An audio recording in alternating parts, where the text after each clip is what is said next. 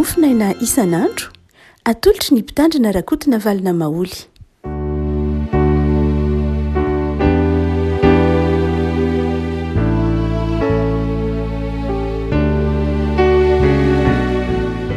Faramirapatsika afaka malalatra ity alakamisy fa folo volana novambra ity ny mofinaina voalahatra antsika anio dia ny boky ny Obady mpaminany. Obady fafito ambin'ny folo, andininy fafito ambin'ny folo ka hatramin'ny andininy faha raika amby roapolo. Andininy fafito ambin'ny folo ka hatramin'ny andininy faha raika amby roapolo. Amin'ny anaran'i Jesosy. Fa ao an-tendrombohitra Ziona dia isa sisa afaka ary masina izy. Ary ny taranak'i Jakôba ahalasany fananany, ny taranak'i Jakôba ho afo ary ny taranak'i Josefa ho lelafo, fa ny taranak'i Esau kosa ho vody vary. Ary alehidriny izy ka ho levona. Ary tsy sisa afaka ny taranak'i Esau, fa Jehova no ifanoteny. Ny any amin'ny tany atsimo no ahalasany tendrombohitra Esau, ary any amin'ny tany lemaka morontsiraka no ahalasany Filistina. Ahalasany tany Efraima sy ny tany Samaria izy, ary Benjamina ahalasany Gileada. Ary mibabo amin'izao taranak'Israely marobe izao, ahalasany Kananita trany Zarefata, ary mibabo an'i Jerosalema sy an'i Sefarada, dia ahalasany tanàna any amin'ny tany atsimo. Ary isy mpamonjy miakatra ao amin'ny tendrombohitra Ziona, hitsara ny tendrombohitra Esau, ary ho an'i Jehova ny fanjakana. Ray masino, manamasinana ny fahamarinana ny teninao ny fahamarinana. Amen. Faminaniana na fahitana ny hiafarany taranak'i Esau izao toko anankiray monja amin'ny bokin'ny Obady izao. Bokin'ny Obady no boky fohy indrindra ao amin'ny soratra masina. Dia tameta taloha moa zany andininy fa raika amby roapolo, andininy raika amby roapolo monja izy no isan'ny mpaminany kely indrindra ao amin'ny soratra masina noho ny hakelezan'ny boky mazava ho azy. Ary dia Obady eto no maminany momba ny hiafarany Esau. Ny Isaia moa dia manondra ny taranak'i Esau hoe tany an-tendrombohitra Seira. Satria ny taranak'i Esau dia nonina tany an-tendrombohitra, ary natao hoe Seira ilay tendrombohitra izay nisy ny taranak'i Esau, na natao koa hoe Edomita.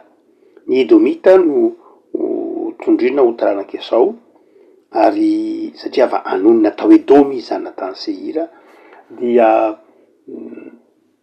n'am'izao andro antsika izao moa raha jerena ny saritany dia tsy afa-tsy akory fa iny Arabia Saodita iny zany, ny Arabia Saodiana zany no taranak'i Esau na Edomita. Dia eto Obady dia maminany zavatra anankiroa.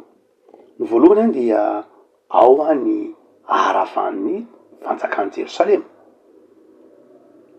ary ao ny haharavan'ny fanjakan'ny Edoma, saingy hiarina kosa indray nefany ny Jerosalema, fa Edoma kosa tsy ho tafarina intsony, na ny taranak'i Esau tsy ho tafarina intsony.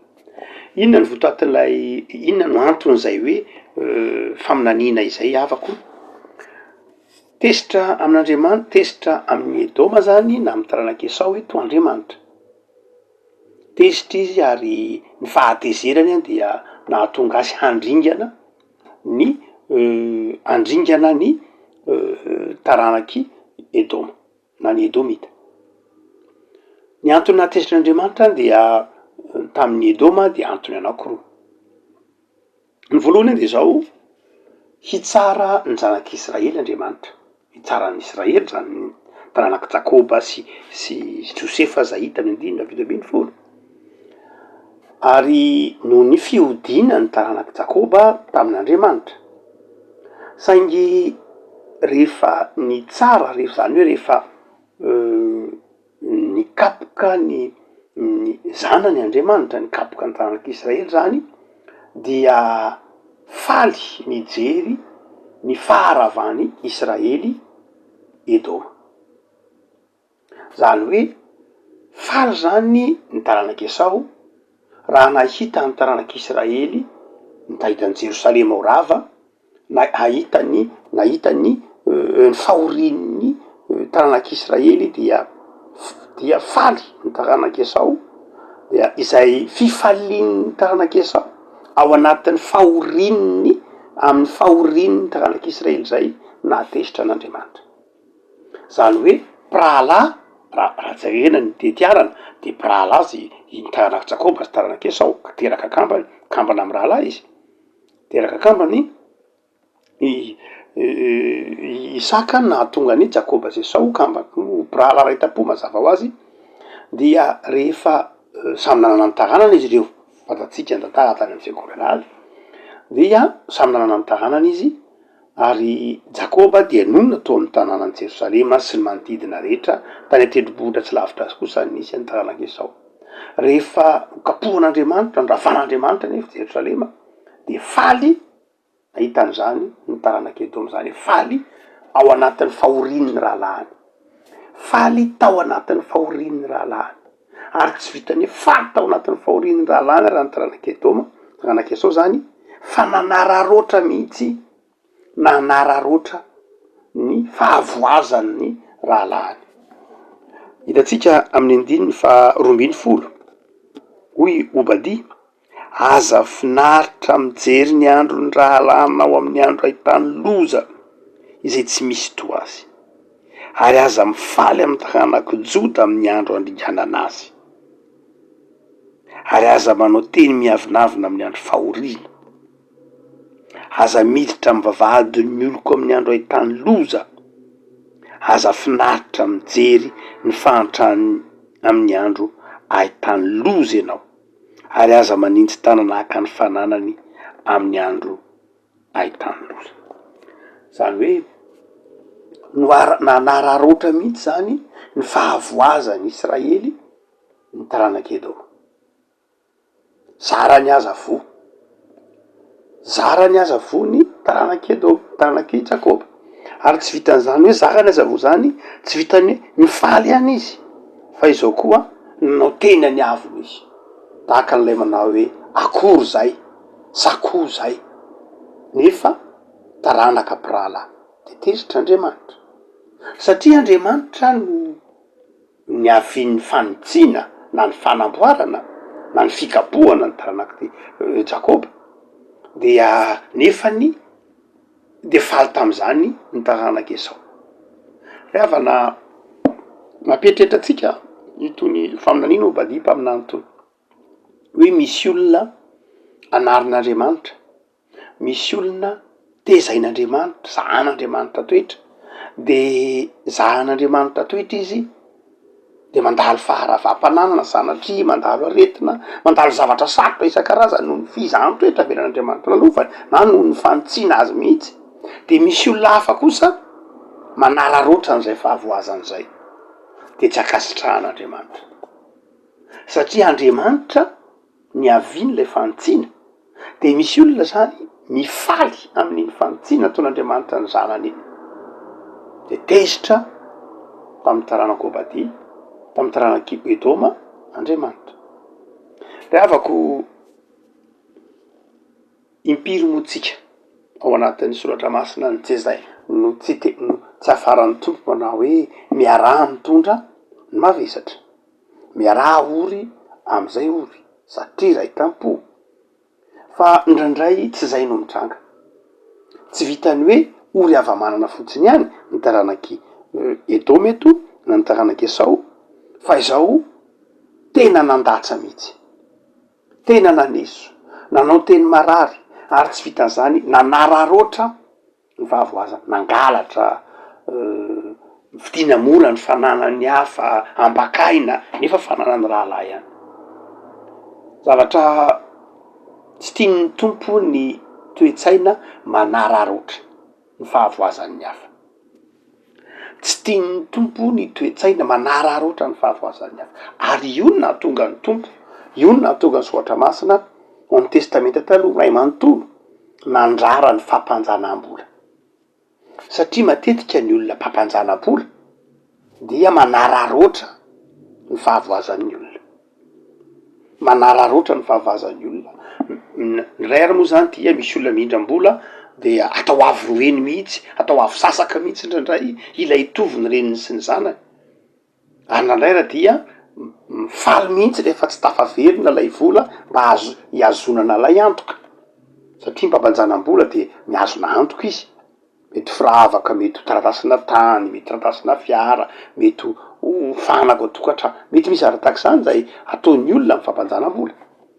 Ary lay zavatra antoka de mihoatra vidy lavitra no lay vola indramina.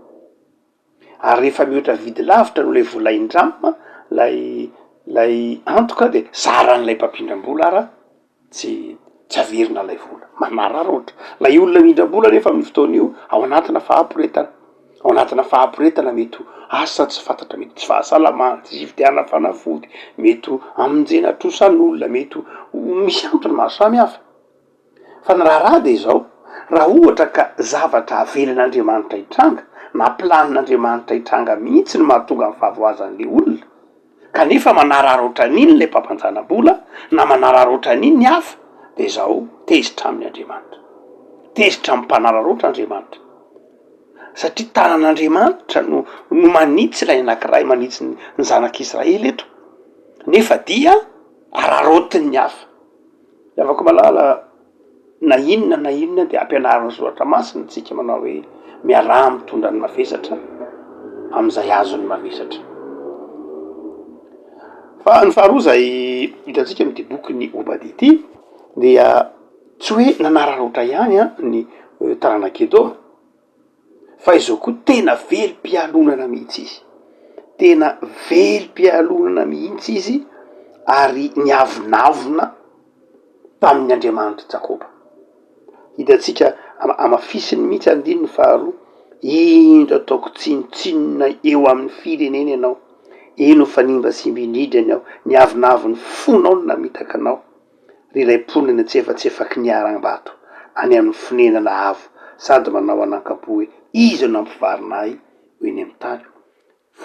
Io le hoe monina atsefatsefaky niaram-bato dia tsy afatsy akory fa lay ny taranak'Edôma zay nonina tany an-tendrombohitra de niavonavona nanambony tena tsy nandray akory ara teo lay Andriamanitry Jakoba, nanimba-zimba, ary dia velim-pialonana mihitsy ny fireneny Jakoba na ny fireneny Joda, ny fokony Edôma na ny fireneny Edôma, taranak'Esau. Tsy akasitrahan'Andriamanitra ny fialonana, tsy akasitrahan'Andriamanitra ny fiavonavonana, indrindra ny avonavona eo anatrehan'ny mpanompon'Andriamanitra, eo anatrehan'ny olona zay, eo anatrehan'ny fiangonana.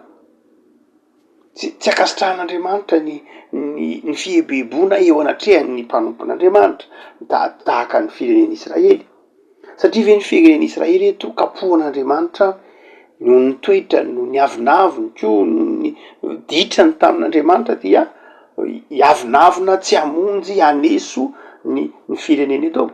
Afaka malala mampianatra atsika zany ny boky Obady eo anoloan'ny fahoriana zay mety ho lalovan'ny rahalahy, na eo anatrehan'ny zavatsarotra mety ho lalovan'ny mpiray firenena na mpiray tanindrazana, dia tsy ho kristianina mpanararoatra, tsy ho kristianina velim-pialonana koa am'izay mety ho famirapiratany hafa.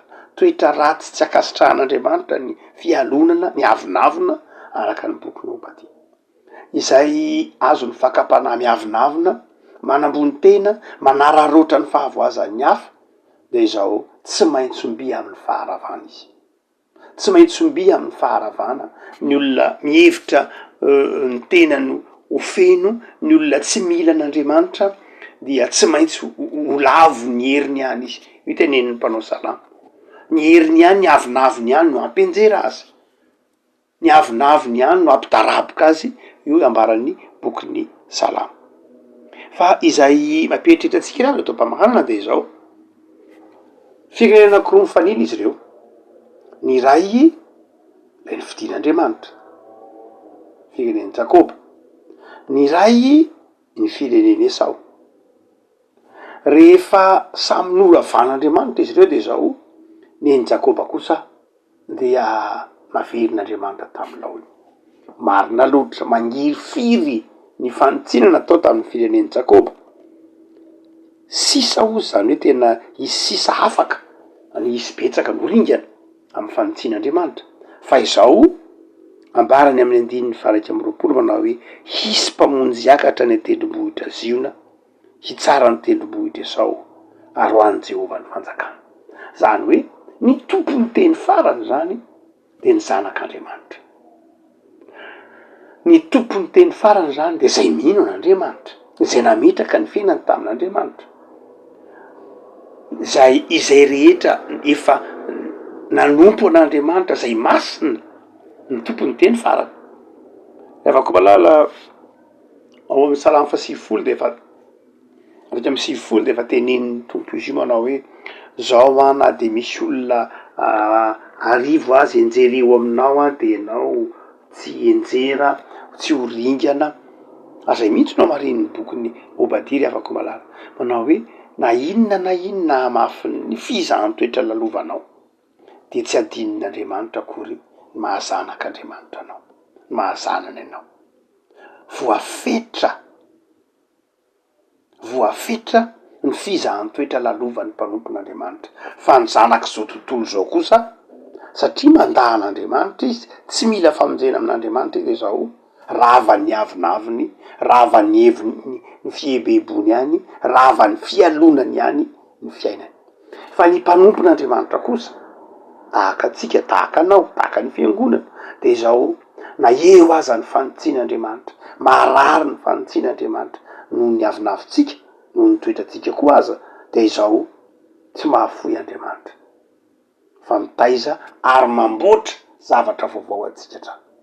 Afaka malala zavatra roa zany fanalahidin'ny bokin'ny Obadia. Ny voalohany de izao, ny fanananao fanetretena eo anatrehan'ny fahavoazan'ny hafa. Aza mba manao hoe sakoa zay hoy ny bokin'ny Salamo, fa tsy akasitrahan'Andriamanitra zany. Satria tsy fantatrao ny antony fahavoazan'ny olona anaovanao hoe sakoa zay. De zao ny mangina, ny manetry tena, ary ny mampahery amin'izay ahafahanao manao zany. Toetra fanetretena eo anatrehan'ny fahavoazan'ny hafa. Ary faharoa de zao fanetretena eo anatrehan'Andriamanitra. Ka tsy miavinavina eo anatrehan'Andriamanitra, fa zay manetry tena eo anatrehan'Andriamanitra de zao asandratr'Andriamanitra. Araka ny teniny 9:20 manao hoe hisy mpamonjy hiakatra ho any tendrombohitra Ziona. Lay manetry tena no hiakatra ho any tendrombohitra Ziona. Le afako toetra tsy de mahazatra loatra atsika ntsony amin'izao taonjato iainantsika zao, amin'izao zavatra iainantsika zao zany hoe fanetretena zany. Tsy mahazatra atsika zany ary lozano zany ary de tsy vitatsika ny manetry teny eo anatrehan'Andriamanitra. Izao tontolo zao ankehitriny vokatry ny firoborobon'ny siansa, vokatry ny fahalalana de zao tena mihevitra ny tenany ho Andriamanitra mihitsy. Ary tsy hoe vitany manadino an'Andriamanitra fa tena maninana an'Andriamanitra mihitsy. Zany ny zavatra hitatsika ankehitriny, maninana an'Andriamanitra. Zavaboarin'Andriamanitra, manana planina mihitsy Andriamanitra ny amin'ny zavaboariny. Zao ny totran'Andriamanitra ny zavaboary. Fa misy n'Andriamanitra lamina ao anatin'io zavaboary io. Nasian'Andriamanitra équilibre na lamina tsara anatin'io zavaboary io. Ny amin'ny fifandraisan'ny zavaboary samy zavaboary, ny amin'ny fifandraisan'ny olona samy olona. Efa misy lamina napetrak'Andriamanitra, misy lalàna napetrak'Andriamanitra, misy lojika napetrak'Andriamanitra ao anatin'io zavaboarin'Andriamanitra io. Zay indrisy valavin'izao tontolo zao. Ravan'izao tontolo zao zany lamina napetrak'Andriamanitra zany, ary mamorona lalàna vaovao mihitsy ny olombelona, mifanohitra amin'ilay lalàna men'Andriamanitra, amin'ilay lojika an'Andriamanitra ao anatin'ny zavaboary, mifanohitra amin'ilay lojika an'Andriamanitra. Na hitatsika zany eo amin'ny sehatry ny fanambadiana, eo amin'ny tokantrano, eo amin'ny fitantanana ny harenan-kibon'ny tany, eo amin'ny fitantanana ny tany zay rehetra eo aminy, hitatsika fa raha vanin'ny olombelona zany lamina napetraka andriamanitra zany zareo tena maka ny toeran'andriamanitra mihitsy ny olombelona ka mametraka lamina vaovao am'izay every no mapety azy. Mova tsy ny taranaka Esau, mova tsy ny Edomita. Ravako malala tao amin'ny tompo ary isika ana fanetreteny eo anatrehan'andriamanitra. Ny dikany hoe mana fanetreteny eo anatrehan'andriamanitra de ny fiezahantsika hipetraka amin'ny toerana zay ametran'andriamanitra antsika. Zavaboary tsika fa tsy bahary, mpitantanitsika fa tsy tompony, nataon'andriamanitra hitankany tsika fa tsy hanjakazaka amy zavaboarin'andriamanitra na hanjakazaka amy namatsika na hanjakazaka am'izay mety hoe fahefana ny menatsika. Pindrana ny olombelona, pindrana ny olombelona, tsy ny tany ihany no indraminy amin'andriamanitra fa ny fahefana indraminy amin'andriamanitra, ny ainy indraminy amin'andriamanitra, izay rehetra eo aminy de indraminy amin'andriamanitra. Fa ny olombelona kehitriny de tsy manaiky ho pindrana fa te ho tompony, te ho tompony zany zavatra, ireo zavatra nomen'andriamanitra rehetra ireo. Mazava nefa ny tenin'ny tompo ao amin'ny baiboly fa tsy tompony mihitsy ny olombelona, fa mbola mpamoahana izy, mbola metrahana fanontaniana izy satria mpitantana gérant ny am'izay nomena azy, na fahasalamana io na fanomezam-pahasoavana io na zay eto amin'ny tany zay rehetra eo aminy io de zao ny zavatra nomen'andriamanitra anao de zao mbola metrahana fanontaniana aminao hoe inona ny tantananao azy, inona nanaovanao azy, nataonao inona ny fitopolo taona, nataonao inona lay are-pahasoavana nomenanao, ny reharehana fotsiny ve sa nampiasaina tamy fomba ahoana, tamy fomba inona? Re afaka malala ahitsy ny boky Obadia za ny toetsaitsika am'izao andro ankehitriny zao de ny toetsain'ny tonjato faraika amby roapolo, toetsaina mora mialina, toetsaina faly amy fahavoazan'ny hafa, toetsaina manao hoe sakoa aza voly, toetsaina manao hoe sarako aza mitonga amy tenin'ny tolo malagasy hoe maty aho, matesa rahavana, toetsaina zay manararoatra ny fahavoazan'ny hafa.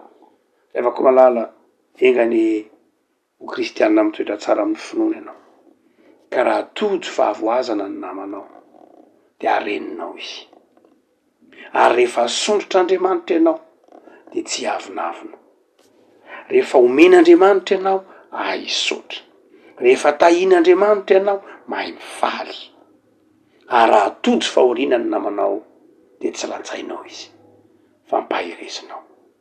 Ivavaky sika tompo, misaotra anao zay nohony amin'ny teninao zay manazava aminay fa tsy akasitrahanao ny fifaliana eo anatrehan'ny fahorian'ny hafa, tsy akasitrahanao ny toe-po mialina, tsy akasitrahanao indridridrindra ny fanararotana eo anatrehan'ny fahavoazan'ny fianakaviana any, any mpiray tanindrazana na ny mpiaramonina. Mampianatra anay hanana fanetreteny ianao, mampianatra anay hijery sy ara-mangirifiry am'ireo zay azo-pahoriana. Tompo, tsy nataonao toetranay zanakao zany fa nitao aminao zahay hanana fanetretena ary ara-marary am'izay marary, iara-mitondra mavesatra am'izay mandalo zany fahavesarany zany. Tompo, raha toa ka mitavozavozo zahay ka lavo ny fakapanany fialonana de mamelany elokay mamindrafo aminay. Hitanay eo amin'ny fiarahamonina isan'andro ny toetsain'ny ory havamanana, hitanay eo amin'ny toetsain'ny fiarahamonina isan'andro ny fanararotana amy lafiny maro samihafa. Mamela eloka tompo, vavak'izay ho an'ireo zay mandalo fizahantsoetra na avelana ho andalo fizahantsoetra, ampaherezo izy ireny tompo, ary aoka ho sakaizan'izy ireny zahay mba ho mpampahery azy fa tsy ho mpandatsy. Jereo ny tokatrano tsiraray avy tompo, amindreo fo, ataovy mahay mifamela ny mpiray tokantrano, ny fianakaviana, ataovy mahay miara mitondra ny mafy, isory ny fifampitsarana, ny fifanameloana, vahoaka hanapaka amin'ny tokantrano tsirairay ny fifalianao. Avaozy ny tanindrazanay, mangataka ny herin'ny fanahinao masina zay hanaisotra ny toe-tsain'ny fahalovana izay mitarika ao amin'ny fialonana, ny firehareana, ny fieboebona izay hitanay eo anivon'ny fiarahamonina ankehitriny. Metezana sitrana ny tanindrazanay tompo, aza ela am'izao akatoky ny krismasy zao. Tao am'izay handray anao amin'ny fanetretena. Misaotra Jesoa. Amen.